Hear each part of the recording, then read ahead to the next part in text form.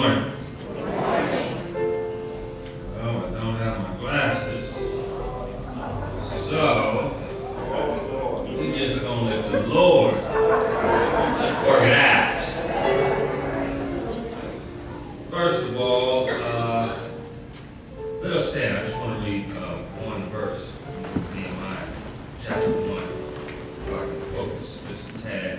It would be verse 4, book of Nehemiah Chapter 1, which says, "And it came to pass, when I heard these words, that I sat down and wept, and mourned certain days, and fasted, and prayed before the God of heaven." Thank you, man. See you. First of all, let me thank Pastor Jones for this opportunity. It's great to have a pastor that allows the ministers to have an opportunity to be used by God in these services. So thank you, Pastor, for that. I want to start with a question and ask you all, how many of you consistently and diligently send out Christmas cards every Christmas? Many of you, by show of hands? Praise the Lord. Praise the Lord. Because I can tell you, I am one of the worst sender-outers you will ever meet in your life. And I use that sender-outer because it's not just Christmas cards, it's a little bit of everything. I mean, it's a task for me. We're all lazy in some of our own little areas, and for me, I have to buy the cards, write on the cards, address the cards, put the stamps, mail them out. I know, ladies, I'm a man. I know. I get it. I'm not going to apologize. The Lord loves me, and I love myself. So. But I have family members that are like you all, and they send out cards diligently and consistently.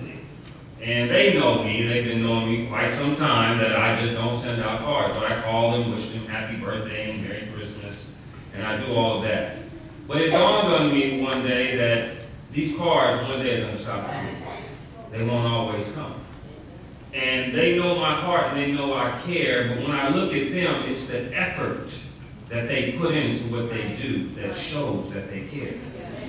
And I realize that effort times diligence equals commitment. And that commitment shows that we care. We have a couple of sayings that say what we put in is what we get out. You know, actions speak louder than words. So I'd like to use for a subject, he cared enough. Let's just dig into Nehemiah just for a second. Nehemiah was a Jewish man who served the king in Persia. He was a cupbearer, and his name means the Lord will comfort. And as a cupbearer of the king, well, actually the king, his name was Artaxerxes, I have a problem with that, Artaxerxes Longimanus, who ruled Persia from 464 to 423 BC. And a cupbearer was a man of great responsibility.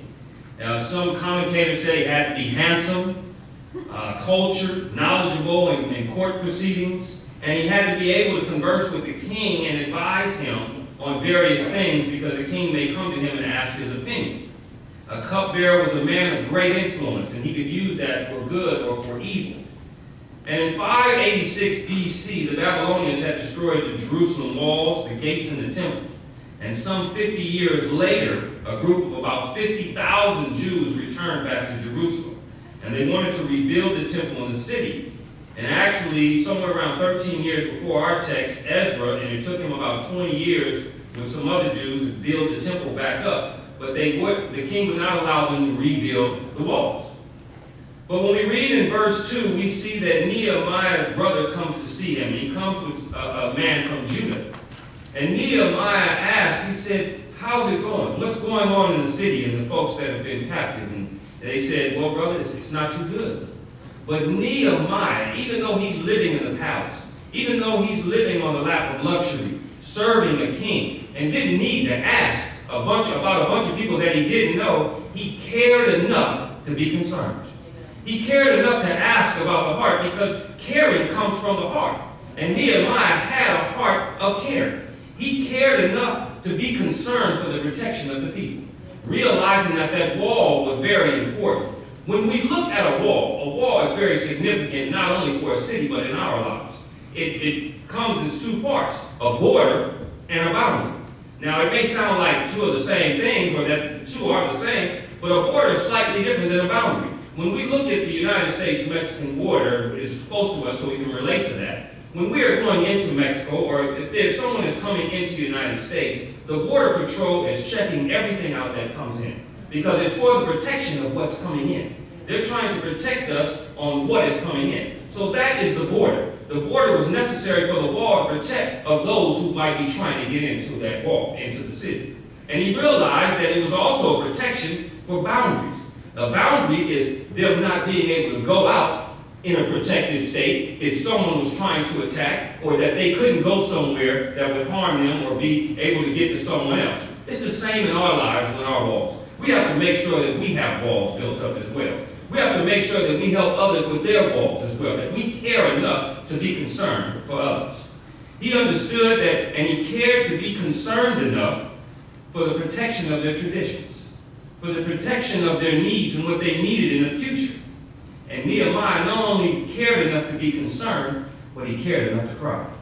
When we read in verse 4, Nehemiah says, I wept and I mourned, as soon as he found out what happened. Now realize these are people that he may not really even know.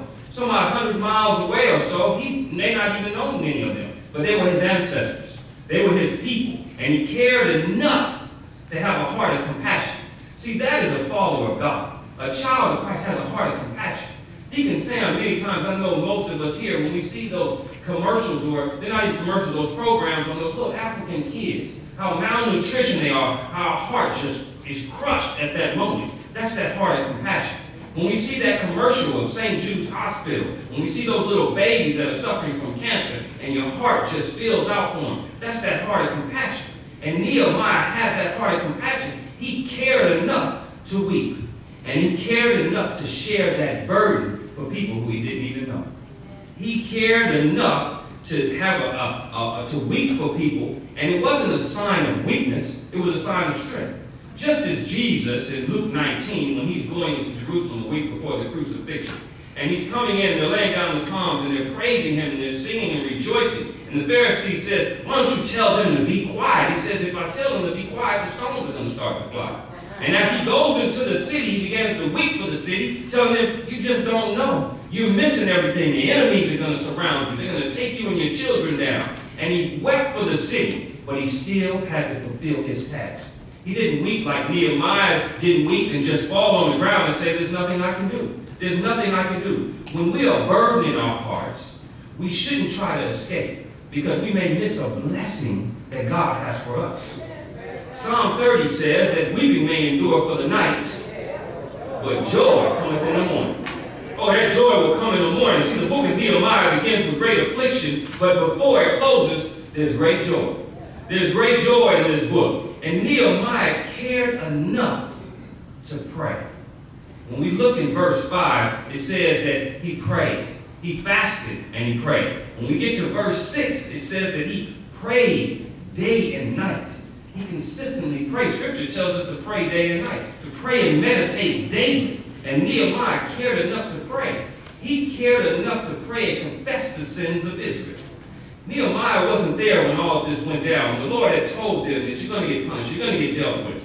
But I'm not going to destroy every one of you. I'm going to leave a remnant. It was Nehemiah's ancestors. He didn't blame the ancestors. He prayed. Look what he said in verse 6. He says, we have sinned against thee. He included himself in that prayer and that confession. He didn't exclude himself. He included himself in that because he cared enough to confess the sins of Israel. He cared enough to have the confidence in the power of God. He asked for mercy. He prayed that the people would be redeemed, just as God had redeemed them when he brought them out of Egypt by using Moses. He prayed that the people would be redeemed, that he would bestow mercy upon them for their sins. He prayed that he would send some people to Nehemiah to help him build this wall. He asked for help. He prayed also and cared enough to ask God to work in the heart of the king. When we read in verse 11, he asked that God would give mercy to the king because he says, I am his cupbearer. I serve him, but Lord, I want to serve you. So bless him to have mercy in his heart.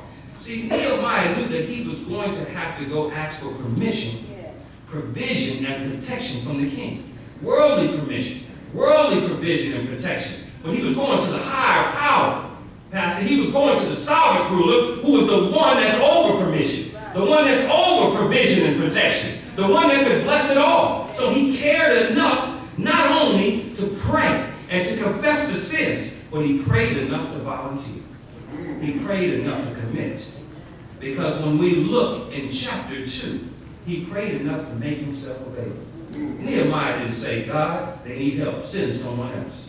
Send one of your saints, Lord. They're going to need somebody. No, he said, send me. Let me be the one that you call on. Let me be the one that you send. Let me serve you, Father. Nehemiah had he cared enough to have courage. Realize in chapter 2, it says that as he's serving the king wine one day, as he had done so often, and that cupbearer was one that tastes the wine prior to the king getting it to make sure that the king is not poisoned.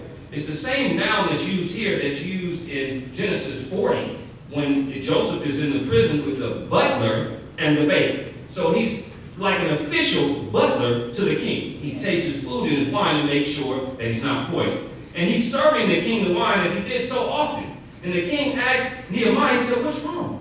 Why you look so sad? You look healthy. I know it can't be your health. What's going on? Nehemiah had to care enough to have courage at this point. Because now he goes to the king for what he's prayed for. At this point, when Nehemiah 1 first starts, it's a different month. In the Jewish calendar, it was November to December. Where they were in what's called the Winter Palace. Now it's in the months of March to April on the Jewish calendar. That's where their calendar falls. So it's about 4 months that he has had this burden on his heart to his people. And when the king asked him what's going on, he answered just as most of the elderly Jews. He answered a question with a question. He said, well, why shouldn't I be sad? My people are afflicted. The walls are down. They're in such a state of harm. They're in such a state of vulnerability. And then the king asked him, he said, well, what do you want to do? And this is a very pivotal point because he takes the time to pray again. But knowing that it could not have been a long prayer because he had to answer the king right away. In the Eastern monarch kings, if you didn't answer them right away, they took a little offense to that. So it probably was a quick prayer. Asking, Lord, this is what I asked you for right now. Put the mercy in the heart of the king. So here he is, and he asks, he says, Nehemiah says, well, I want to go help. I want to go do it. I'm volunteering. I'm committing to go help them build this wall. And the king says, well, how long is it going to take you? He said, let me go, send a messenger, and I'll let you know. Nehemiah didn't ask God to send someone else. He didn't complain about the task at hand. Nehemiah had made himself available to God to use. And that's what God is looking for in you and I. To be servants, to be used by him here on earth for his will. We have to make ourselves available unto God. We have to care enough to make ourselves available to those who are afflicted. To our families and friends and people just like Nehemiah who he did not know. In the Nehemiah had to ask for a request of leave of absence for the king. And he was facing a test of faith. And God is looking for people who are looking for that. In Ephesians 3:20 it says, God does exceedingly, abundantly above all that we can ask or think, according to the power that is within us. That God can use us for that power. One commentary says that as we pray, God tells us what to do, when to do it, and how to do it. And it's all important to accomplishing the will of God. Sometimes we make the mistake of planning before we pray. Nehemiah didn't do that. He prayed and then he planned. He cried, he prayed, and then he got busy. He got ready to go. Nehemiah took the right approach. By the power of God, Nehemiah built that wall with the help of the Jews in 52 days. 52 days around that city. See, the walls were rebuilt, the gates were restored, and the people were rejoicing. And when I think about how much Nehemiah cared, I think about Abraham who cared and rescued Lot from Sodom. I think about Moses who cared and delivered the Israelites from Egypt. I think about David who cared and brought the nation back to the Lord. I think about Esther who cared and risked her life to prevent genocide for her nation. I think about Paul who cared enough to take the gospel throughout the Roman Empire. And I think about Jesus who cared enough to give his life for that. I think about the Lord who cared enough. I think about God who cared enough that he gave his only begotten Son. And whosoever shall believe in him shall not perish, but have everlasting life. I think about Jesus when he's in the garden of Gethsemane. They brought him into trial after trial, these illegal trials, and he fell on his face and he prayed to God the Father. He said, Father, if it all be possible, let this cup pass. Not